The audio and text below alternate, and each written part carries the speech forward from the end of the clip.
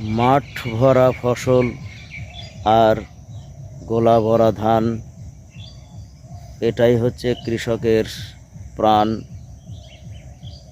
আমি এখন যেখানে দাঁড়িয়ে আছি, রাজবাড়ী জেলার কালোখালী উপজেলার প্রাণকেন্দ্রে অবস্থিত বোয়ালিয়া গ্রামের মধ্য মাঠে, যেখানে কোল নামে পরিচিত। চতুর্পাশে দেখেন কৃষি ফসলে আবৃত। আমার পিছনে রয়েছে শুধু ধানের ক্ষেত, ধান আর ধান। হয়তো আর কিছুদিন পরেই কৃষক ঘরে তুলবেন।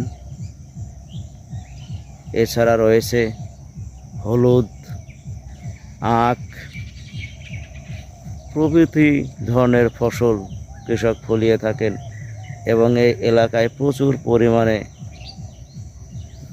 ফসল উৎপাদন হয়। আর এই ফসল যখন কৃষক ঘরে তোলেন, তাদের মন ভরে যায়। এটাই কৃষক আশা করেন তার ন্যায্য ফসল ঘরে তুলতে।